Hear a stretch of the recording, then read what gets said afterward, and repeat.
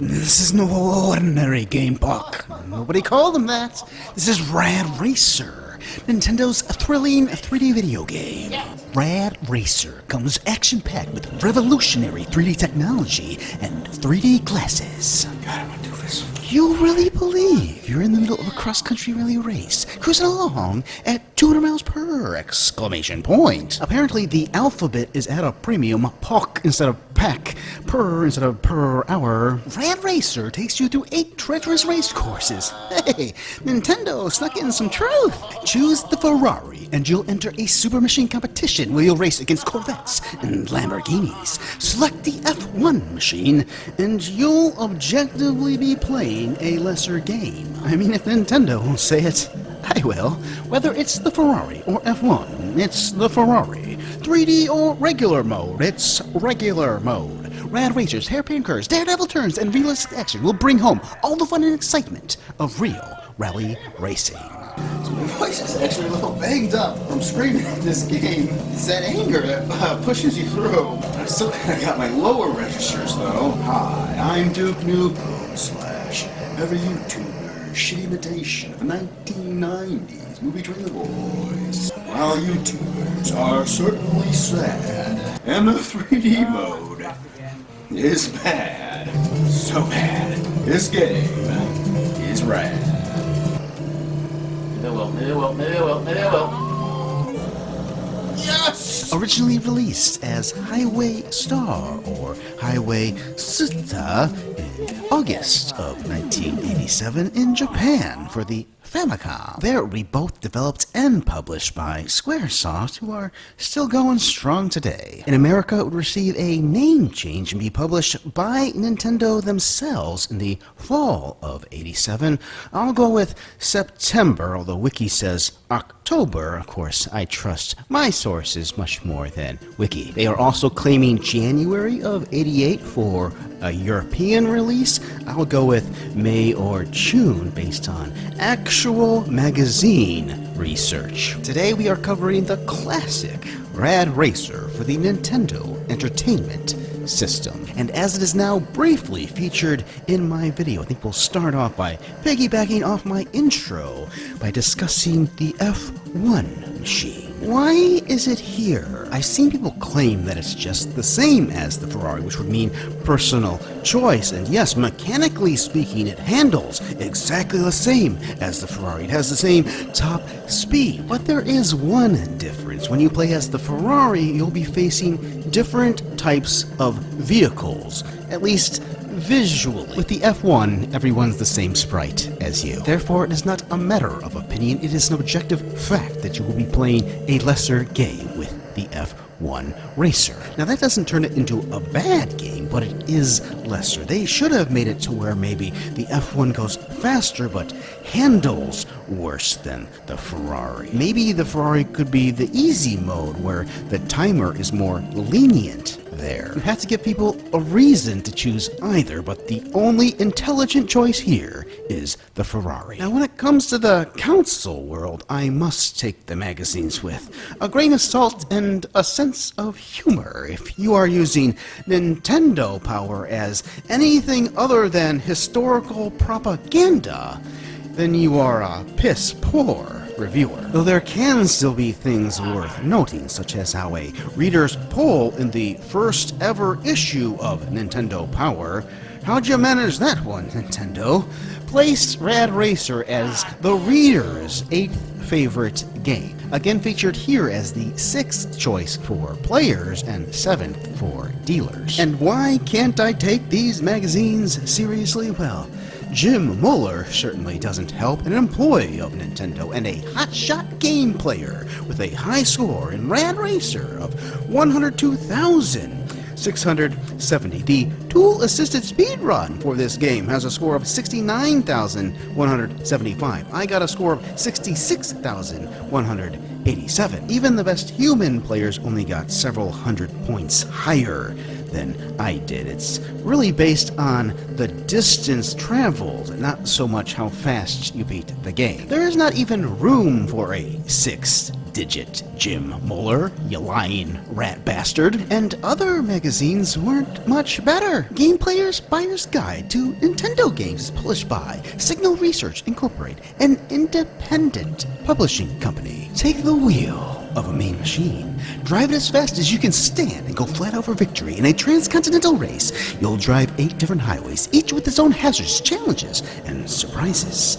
Are you sure Nintendo didn't write that one themselves? Oh, thank God. A real magazine. Well, newsletter in this case. Computer Entertainer, November 87. And actually has half the pages sucking Sierra's teat over their new, quote, 3D animated adventures, unquote. Perhaps I should be questioning their integrity as well. By the way, have you seen my review for King's Quest? The first of those, quote, 3D animated adventures, unquote. 10th anniversary special with guests. Red Racer is the first, quote, unquote, 3D game from Nintendo. Where were those quotes for Sierra? This 3D is actually the old-style cardboard glasses with the red and blue lenses. Definitely will not work for anyone who wears prescriptions, forcing me to go verify, and no, it's the same effect with or without prescriptions. As you speed through the courses, there is some sense of terrain as you head up and down hills, sometimes blinded to what's right in front of you. The glasses don't do much for the game. When the 3D feature is flipped on, the screen becomes dark and somewhat colorless, in spite of the fact that the effects are fairly decent. We found ourselves quickly switching out of 3D and enjoying the game in normal mode, where the colors are bright and the gameplay is just fine. It is a good, straight-ahead racing game with speed, maneuvering, and most of what you want a racing game to be. It should be noted, however, that you will not have the opportunity to shift gears. You're driving an automatic. The graphics of the cars that hits a pole or tree are quite good and reminiscent of Sega's Outrun. You have unlimited cars, however, you are working against a timer. All in all, it's a good, fast racing game. However, based on the 2 3D games we've seen, Nintendo should forget the cardboard glasses and consider the more expensive and therefore more realistic route of liquid crystal. 2 separate editors scored the game, one giving it 2.5 stars, another giving it 3. $39.95. To me, that review was the frame-it-on-the-wall example of people who should just not have opinions. And I'm not saying that because they disagree with me. In fact, the thing that they wrote the most about, the 3D, I'm with them on. Well, at least when they can keep their thoughts straight. It's terrible and we quickly switch modes, yet we still felt the effect was good. There is no redeemable element to the 3D. It is and was horrendous. Mine didn't even come with the glasses because I had gotten it used. I saved up cereal box clippings for months to get a pair of 3D glasses. Within 2 days, I threw them away in disgust. I imagine that's what the person who had the game before me did as well. What makes the 3D objectively awful is that it's not even implemented correctly. The way Anaglyph 3D works is you take 2 slightly offset images of the same thing and you filter them. Traditionally it was red and cyan, but you can also use green and magenta as well. Close one eye and then close the other, you see 2 separate images. Open both of them and you get the illusion of 3D. That doesn't work with Rad Racer because the cyan image shows parts of the red image. It's more obvious in person, but even filtered through the camera, you can clearly see the lines in the road for the red image while looking at the cyan one. The end result is a constant flickering as your right eye attempts to make sense of the madness. Add on to things that it's colorless when it doesn't have to be, as well as a quarter of your screen being consumed with non-3D objects, your car, and the score area, and it just shouldn't have been in the North American release. In Japan, they used a separately sold 3D peripheral, which I can only hope worked better than this. But to get back to my critique of the magazine, however quickly it took you to switch back to the normal mode should have been the basis for you pivoting your coverage away from the 3D. And while the 3D deserves criticism, along with Nintendo's sinful marketing of it, Play Rad Racer. Play with power. It's turbo speed in 3D. It's treacherous tracks, hot cars, hairpin turns. One mistake and you'll roll. Rad Racer, only from Nintendo. In the end, your overall opinion of the game must be based around what you played the most of. Although I guess I'll still take their bad opinions over other magazines' ass-kissing. Now, as always, I refuse to insult the intelligence of my viewers by delving into the obvious. It's a racing game. You go left and right really fast. I don't even want to discuss the outrun connection because some things go without saying. What is worth discussing is that despite its clear clone status, Rad Racer manages to stand on its own. On a mechanical level, the two games couldn't be more different. Touching anything in Outrun is your kryptonite. Here, you might take advantage of it. If you can get behind a fast car which seems to be staying in its lane, you might be able to ride it to the next checkpoint. As a kid, I could get to the last level just through smacking people's asses, although I couldn't quite win through that method. I thought maybe you could coerce the cars into going a little faster by hitting them, but it might just be that it appears they're going faster because when you hit them, you're essentially braking. And that also might be a strategy because you'll brake less that way. You can also hit cars on their sides, which will veer you off into a different lane. You can either use this to your advantage or you can avoid it, but if you're not at least aware of its existence, you will fail. Drifting exists in both games, but if there's one mechanic in Rad Racer that you must master if you hope to beat it, it's drifting. And there are other things as well, such as having a grace period to the timer or Outrun offering you different paths. But if you want to be anal, you could call Outrun a clone of pole position. They're all derivatives of others. It's inspired by, not ripping off. More puckering of the lips towards the anus of Nintendo from Games Deluxe. The first home video game systems were available in the late 70s, and immediately there was an astonishing demand for them. From maze games to shoot-'em-ups to space games, all snapped up as soon as they appeared. The boom seemed limitless. By 1983, the market had collapsed. What happened? For one thing, makers of game cartridges found that they could get rich quicker by knocking off clones of established hits. Soon there were nearly a dozen cheap imitations of Pac-Man. Genuinely new games, though, were few. Funny that in a puff piece for Nintendo disguised as history, we'd be reviewing Rad Racer, as this magazine discusses other companies getting rich quicker by knocking off established hits, cause Nintendo never did that. Furthermore, affordable computers like the Commodore 64 were becoming available.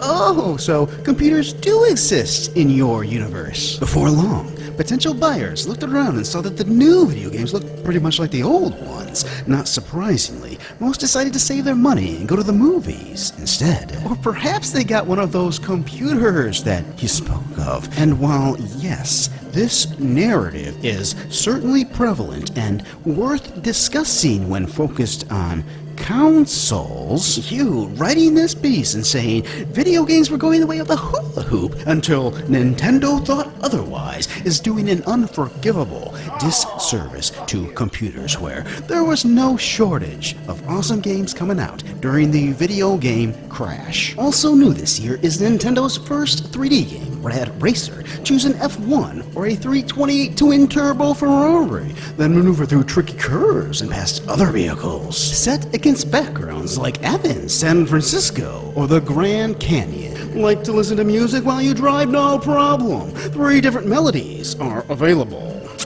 I think I got an idea for our readers who paid money for this magazine. Let's parrot the talking points of every video game company. Please buy some advertisements in our magazine, Nintendo. It just never ends with the consoles. Fire up your engine in this exciting race against the clock. 8 challenging courses await you. You get to drive everything from a VW Beetle to a Ferrari. That's a lie. You can even select the 3D option to really get into the driver's seat.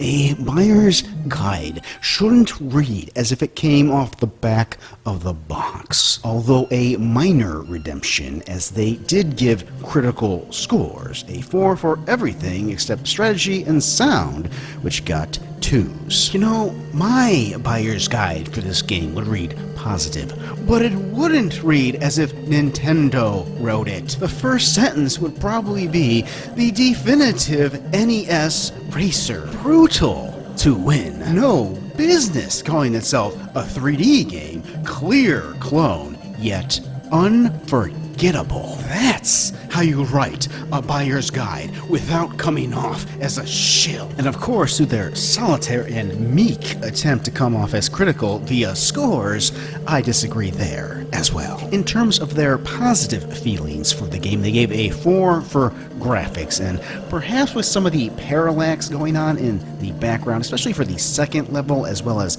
this one, the cityscapes. There's the second to last level with its clouds, which always amazed me with its 8-bit beauty. And it comes off so much better on a CRT where there's a kind of blurring effect to the background parallax. Not there with the emulators. Yet overall, I might place this game slightly below average in terms of graphics. Some of which just personal choice. I've never been a fan of desert levels, sandy colors, dull browns, though I do like the snow level, which is pretty much just replacing those dirt colors with white and adding peaks to the mountains. But I have objective thoughts on the graphics as well. I don't think this game has any true animation, except maybe the final cutscene. The cars just switch between 3 solid pictures. They're not animated. Add in the objects as well. Everything is just scaled bigger as it comes towards you. I do love the day-night cycles, and while there's no weather effects, there is sometimes a feeling of inclement weather through that palette change. But overall, this ain't nothing special in terms of graphics.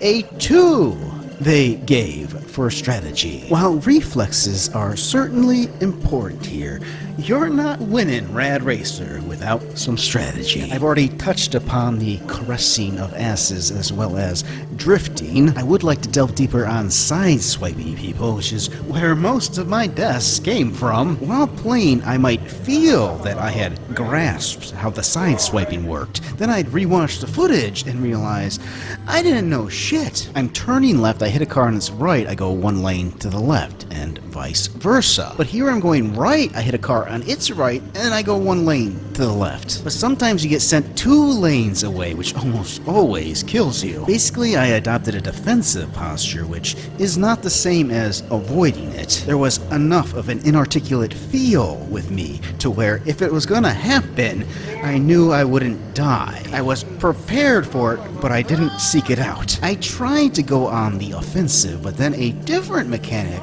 scared me off. There are stalled cars which are scripted into the game. I hit one going 5 miles an hour and still crashed. They don't always show up due to the way spawning works, but when they do, it's always in the same place. You learn to avoid certain lanes in certain sections of a course. I think there's also a maximum speed differential to where if you're going fast enough and they're slow, if you touch them, you instantly crash. So a racing game which teaches you that it's okay to touch cars is now sending mixed messages. So, you tell me, does this deserve a 2 for strategy, or is there maybe a little more here? Taking a look now at an interesting sales chart from Game Informer showing that as late as the spring of 1992, Rad Racer was still among the top-selling NES games. Number 17 of 20. Most of these titles dating into the 80s. Although this is according to Funkoland, who sold lots of used games. I would certainly hope that's the reason for the lack of diversity, because at first glance,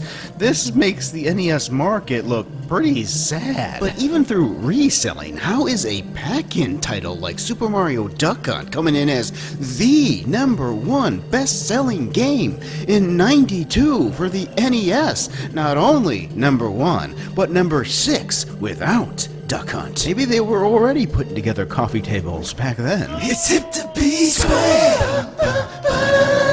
history of Square. No kind of console video game is as Japanese as role-playing game. Personally, I think I'd have to give that title over to platformers, since those were created in Japan, whereas RPGs were not. And even if you're thinking in terms of perfecting a genre, I'd say they still got a long way to go for the RPG. It's always going to be the Western CRPG for me. American RPGs were the first in the PC market, but Japanese console RPGs have taken them to a larger audience. Potentially larger audience. Historically, CRPGs were massive sellers on computers, although that audience was much less than consoles. The other side of that coin is that JRPGs have never been that popular on consoles compared to other categories. Square Co., Ltd. first developed video games in 1983 as a division of Denyu Co. in Tokyo. In September '86, it became its own independent entity. Square's first games for the American NES in 1987 were decidedly atypical. The early Rad Racer and the Space Harrier-like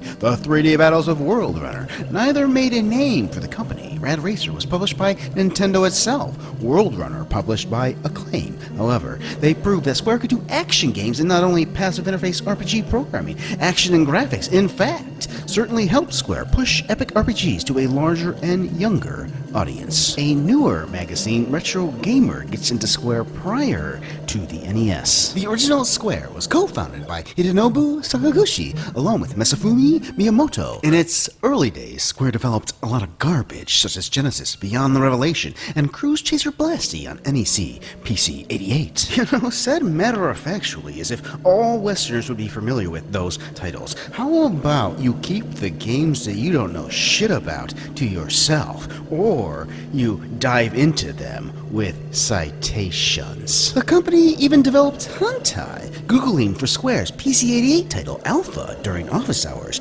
is not recommended. Alright, I bit, and while I can't tell you if the game's good or not because it's all in Japanese, clearly it is a standard Japanese adventure, most of which have scantily clad women. It's artistic, not explicit. This writer is not only a moron, they're sexually repressed as well. Sakaguchi was responsible for some of the firm's better titles. 3 of his earliest games include 3D World Runner, Rad Racer, and JJ, all for NES. Rad Racer was also made famous by the Nintendo World Championship and the Fred Savage film The Wizard, where it was controlled by the Power Glove. Who knew at the time that the man behind these would take over the RPG world? You know, speaking of the Power Glove, back to Computer Entertainer, who I used to like before seeing them become a mouthpiece for both Sierra as well as the piece of garbage, which is the Power Glove. It's not a review, it's just news, but you're so desperate for new news that you are willingly drinking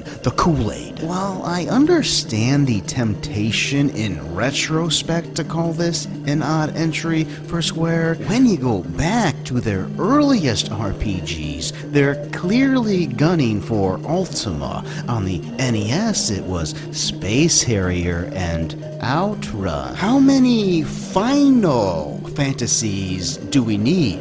Which remake are we on now? I'm pointing this out not to demean the games, but rather those writing the histories who seem to lack analytical thought. While we're still here on the beautiful cloud level, this was usually as far as I could consistently get as a kid. While I could sometimes make it to the last level, this was the one I saw the most. You'd managed to make it this far and then spend the next couple hours continuing. This is the get good threshold, which might not be apparent because you're watching the winning run. Check the description if you want to see it uncut from start to finish, and it's genuinely the first time I ever beat this game. To impart upon you some final strategies, you can to a degree predict the behavior of the other cars. There can only ever be 3 other cars on the road, in addition to you. If you see all 3, you know that nobody is going to switch lanes. If there's 2 cars way ahead of you in the outer lanes, but there's 1 close in the middle,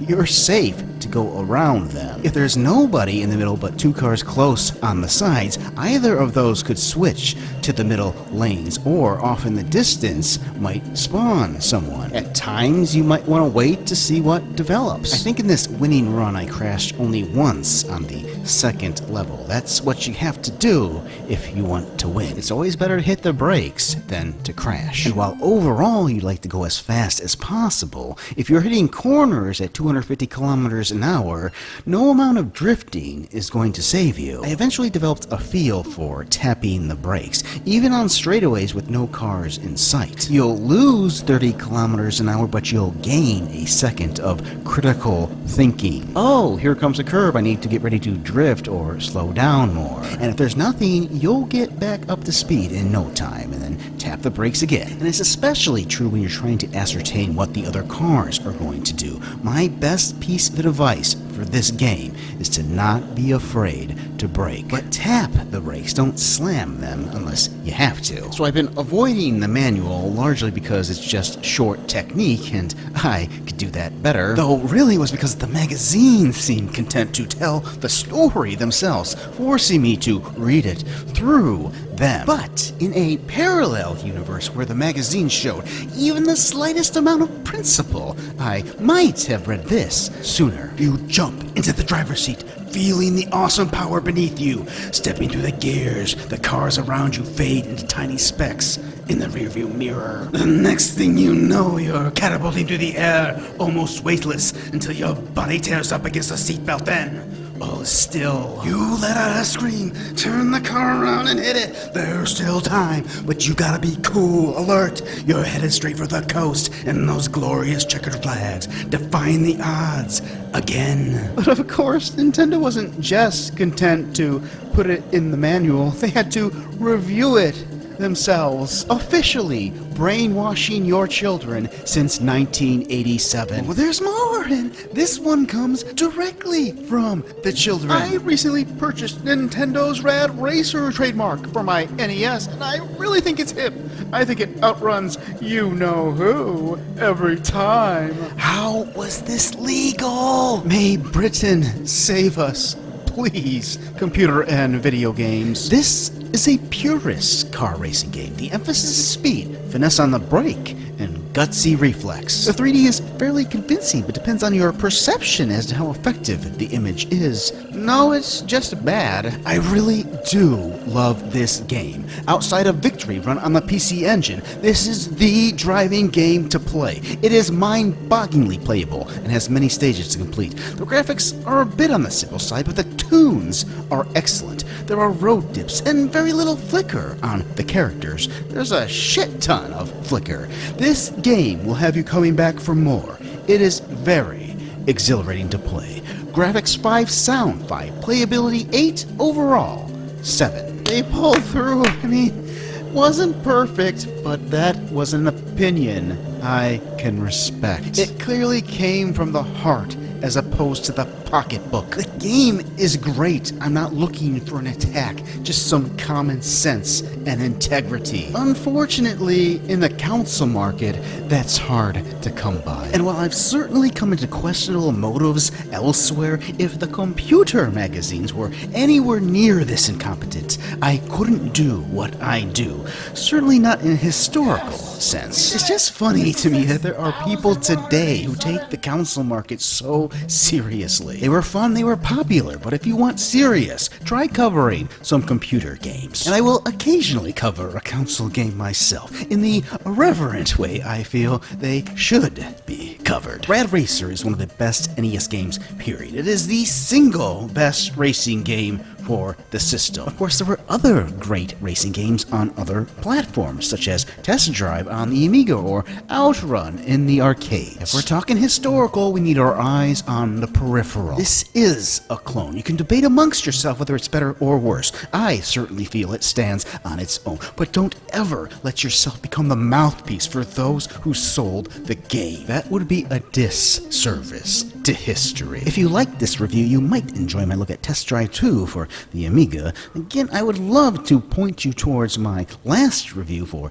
King's Quest, where I was joined by some wonderful friends. My last review on the NES was Teenage Mutant Ninja Turtles, and if you want to go way back to a completely different era, I will point you back to my delightfully old school review for Back to the Future, where I was still poking fun at those who review the games today. Some things just never change. I'll see you all later. Goodbye.